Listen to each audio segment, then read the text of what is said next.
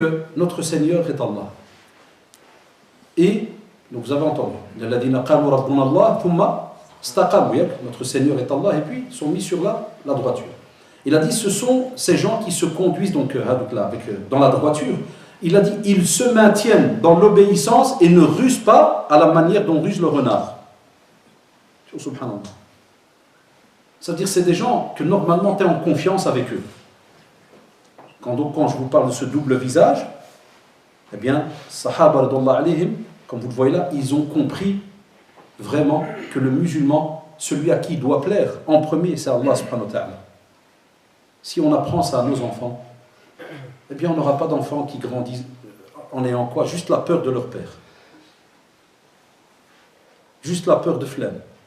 J'espère que la nouvelle génération, on a toujours des drôles d'habitudes. Par exemple, chez nous, côté maghrébin, dès qu'un enfant commence à faire zda quand il est petit, on lui apprend déjà depuis qu'il est petit à avoir peur d'un certain qui s'appelle Bouloulou. Bouloulou. C'est quoi être Bouloulou? Depuis qu'il est petit, il dit Bouloulou. Le type il grandit depuis 10 ans, Bouloulou. C'est qui Bouloulou? Il est derrière la porte la nuit, Bouloulou. Allah ibarak l'aqida mon frère. Ah, puis il va grandir à l'aise, Bouloulou. Après, ce qui est beau, c'est que dès qu'il va avoir un certain âge, et là c'est le top, c'est là qu'il va remarquer que son père, sa mère, c'est des menteurs. Dès qu'on va lui dire non, Bouloulou, c'était juste pour te faire peur. C'est bien, jamais il va te dire ça. Alhamdulillah qu'il ne va pas te dire merci les menteurs.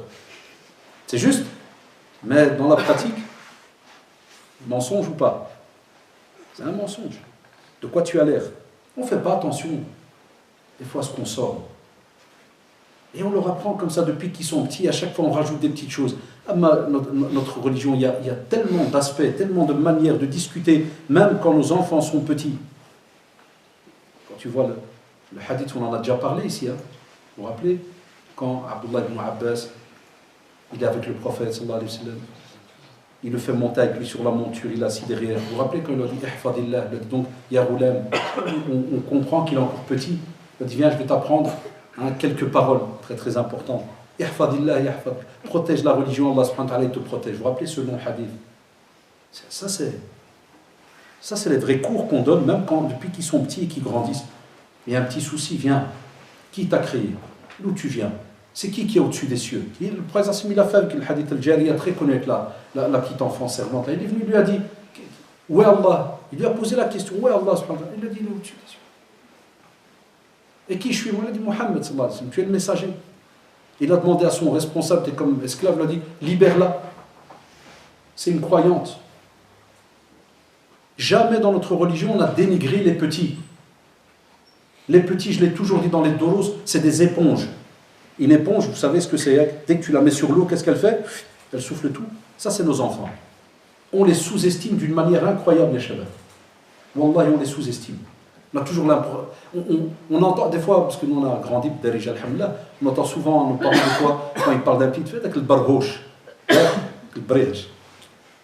C'est un ordinateur avec. Avec le barhoche. Wallah, il garde tout dans sa tête. Tous les détails, il est au courant de tout. Des fois, il est assis sur le fauteuil, tu crois qu'il est mort. Il est au courant de tout ce que tu as raconté à ton épouse. Je le vois à la maison. Des fois, je dis juste à Al-Mra, Inch'Allah, demain, on va les prendre là. Je parle doucement, là, je dis, on va faire ça, on va faire ça. Bismillah ar-Rahman ar-Rahim. 2 secondes après, à quelle heure on sort demain, Inch'Allah? Vous étiez où? Sinon, tu ne dormais pas? Non, j'avais les yeux fermés, mais les oreilles. Subhanallah. Donc, on te dit, apprenez ces règles depuis qu'ils sont petits. N'ayez pas deux visages. Je vous en parle même si je dois répéter la phrase 3 fois, parce que nous on est comme des médecins. C'est nous qui voyons les gens. Et nous-mêmes on est bachar, nous-mêmes on est passé par là. Mais donc nous on voit, alhamdoulilah, qu'on travaille, on a travaillé dans le social et on travaille dans une école. Donc on voit la vie qu'ont nos jeunes, double vie.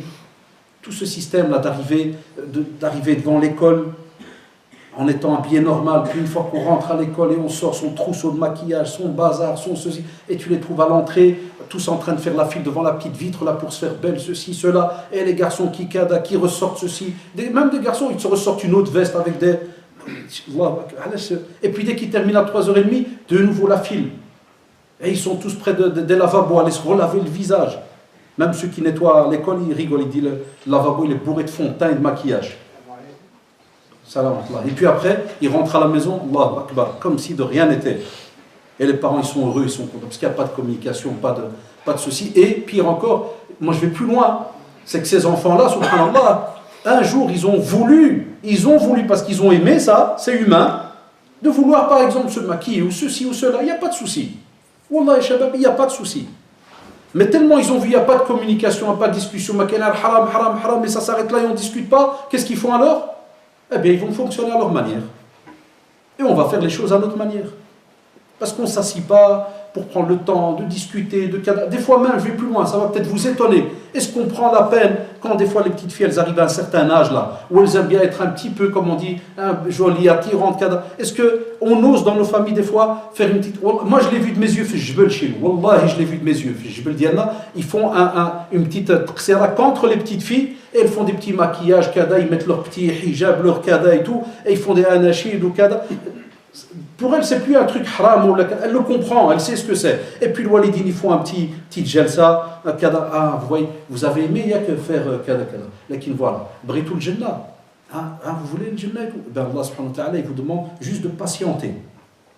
Voilà, juste de patienter. Pour ce sujet-là, l'ard alikum, il a de sabro, si vous patientez, vous ne mettez pas cela en pratique dans certains endroits, Allah subhanahu wa ta'ala, il vous récompense. Voilà, mais soyez honnête, si vous sentez que vous n'êtes pas d'accord avec ce que je viens de dire, Wallah, la porte elle est ouverte, discutez, revenez, montez à votre aise dans votre chambre, réfléchissez, et si vous sentez, vous dites non, je ne suis pas d'accord, ça on n'ose pas dire à nos enfants. Dire à nos enfants non, je ne suis pas d'accord, il y en a qui vont dire, ah frère, tu racontes là maintenant, tu les rends fous. Il n'y a pas de souci, testez, vous allez voir. Quand je parle à mes élèves, quand je donne les cours de religion islamique, quand je dis à Jiafi, pourquoi tu n'as pas peur de haram? Écoutez bien mes questions, parce que je parle cash avec eux. Parce que Allah, ils me respectent. Et je dis, pourquoi tu n'as pas peur du haram? Parce que je le vois, il fait quelque chose, c'est mon séba devant Allah. Et je dis, explique-moi, qu'est-ce qui fait que tu n'as même pas une petite pointe où tu te dis, ya Allah, si Allah me voit, pourquoi? La première seconde, l'enfant il est choqué, il me regarde. C'était jeune, des ados, parce que je donne cours aux grands, c'est des adolescents. Il me regarde étonné. Je dis, pourquoi tu es étonné? Il dit, je vais me poser la question. Ça fait des années que je suis comme ça, moi, j'y pense même pas. Ça devient même automatique chez lui. Et aussi, il meurt dans cet état. Tu voudrais voir ton enfant demain, ton fils, ta fille, entendre un appel qui dira, tu voudras cela? Qu'on dise de le prendre, de l'enchaîner et en enfer on le jette? Là, tu vas me dire, Allahu Akbar, jamais. Voilà pourquoi on dit aujourd'hui, ouvre la discussion avec les enfants. Ils entendent un tas de choses, ils voient un tas de choses.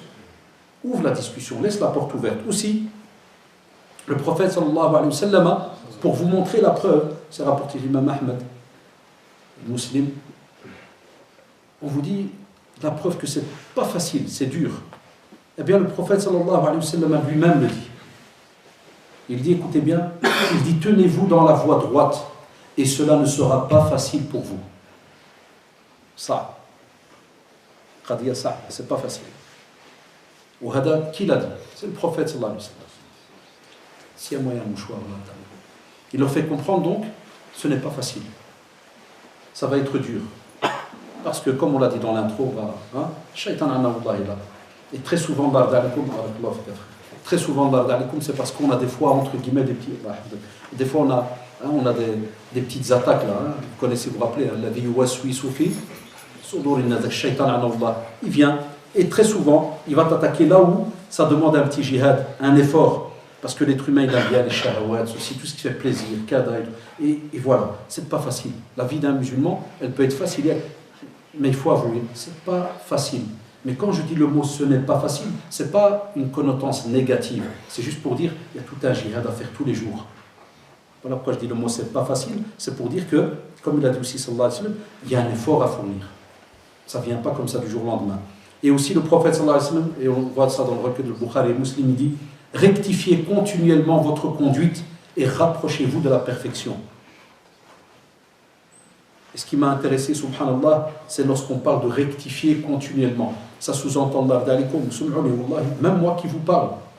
On est des êtres humains. Même moi qui vous parle, et même si j'approche 50, même si tout ce que tu... Wallah, ici, à chaque fois, on ne s'arrête pas, on discute avec soi-même, on voit ce qu'on fait, est-ce que c'est normal, c'est pas normal, qu'on accepte les remarques, que ça soit de ton père, ta mère, ton épouse, ceci, cela, on prend ces remarques-là, on les décortique, on voit, soit tu tombes dans l'orgueil, soit c'est pire, c'est une musiba, soit tu meurs dans l'ignorance. Le fait qu'on te dit, rectifie, ça sous-entend qu'on doit aussi, des fois, que ce soit par rapport aux jeunes, et je profite qu'aujourd'hui, machallah, c'est rare, il y a beaucoup de jeunes qui sont là, même des petits, c'est important, et ils me comprennent. On doit des fois s'asseoir avec nos enfants et lui dire, tiens, viens, qu'est-ce qui a été bien aujourd'hui? Qu'est-ce que tu as senti qui a été bien pour toi? Qu'est-ce que tu as fait que tu sens que, subhanallah, tu regrettes? Tu dis, ah, ça, j'aurais pas dû. Et tout ça, sourire, puis, hein, des petits biscuits, des petites choses. Et tiens, maintenant que tu sais qu'Allah subhanahu wa ta'ala, il te voit, qu'est-ce que tu voudrais changer ou faire, ou dire à Allah subhanahu wa ta'ala? Peut-être qu'il ne sait pas. Là, mais il faut qu'on ait un bagage. Tu ouvres la porte du repentir, ceci, cela. Donc, si le prophète, sallallahu alayhi wa sallam, alors que le wahi, il est révélé, la révélation, elle descend, et les compagnons, tabarakallah, blindés, ils sont là, mais il leur fait comprendre, vous êtes des êtres humains. Je suis avec vous, mais vous êtes des êtres humains. Même nos parents, même s'ils ont 60 ans, 70 ans, et ils le savent, la sunna les interpelle, ils doivent aussi tous les jours revoir certaines petites choses. Parce que des fois, c'est un exemple tout bête, des fois la fatigue, l'âge, les médicaments, kada. Des fois il arrive, mon père, des fois il me dit, parce qu'il me dit, subhanallah, voilà, il fait les 5 prières à la mosquée, pensionné, et voilà, il y a la maladie, kada, puis des fois il dit, hier j'ai pas fait nawafil, ou bien hier j'ai pas lu un peu le Coran, ou là hier c'est important. C'est important. Mais parce que depuis que je le connais, que j'ai ouvert les yeux, je suis gamin, il a toujours fonctionné comme ça. Et il a fonctionné avec nous comme ça. Vous avez lu, vous n'avez pas lu. Et le jour du mois dernier, qu'est-ce que vous allez... On a grandi comme ça. C'est important. Vous en verrez le prix. Ya Shabab, et vous en verrez le résultat le jour où vous aurez vous-même vos enfants. Vous serez content d'être capable de leur apporter quelque chose pour que justement, ce petite chose-là que vous allez lui apporter, ça va l'aider dans sa droiture. Ou sinon, comme on le voit aujourd'hui, une des crises qu'on a dans les familles, c'est que les gosses, ils sont là, mais comme des poussins. Ils sont là, ils mangent, ils dorment. Et quand je leur demande en classe, est-ce que vous avez des petites doros avec vos parents à la maison, des petits... non. Vous ne faites pas une halaqa une fois par semaine, papa, maman, les enfants, vous discutez sur une question de religion? Non. Vous savez combien de familles vivent comme ça? Wallah, vous serez étonnés.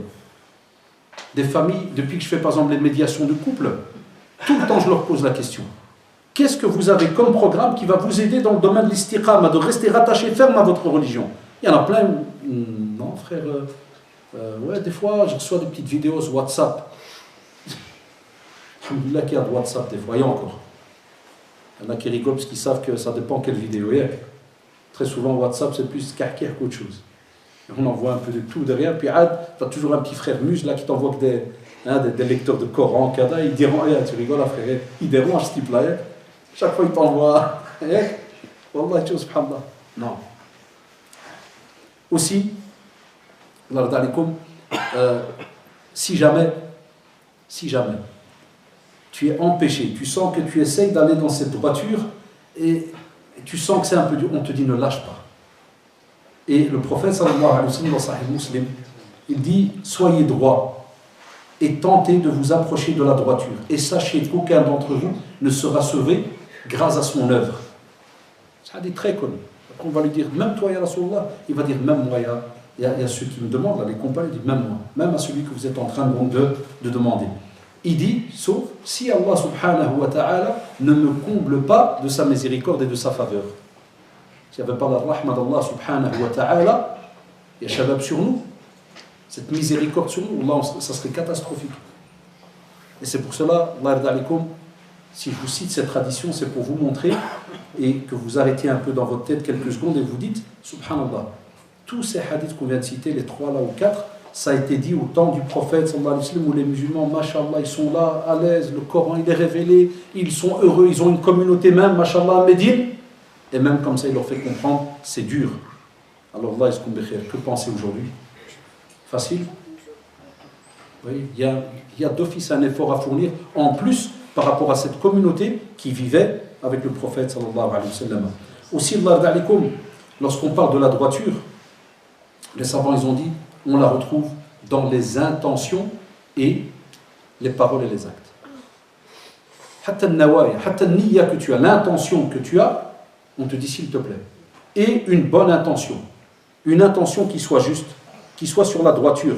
Par exemple, très facile, et vous le savez, lorsque des fois tu as commencé à penser à vouloir faire un mal à quelqu'un dans ta tête. C'est de la droiture, ça? Jamais. Ça nous arrive d'y penser. Donc on te dit, même dans tes intentions.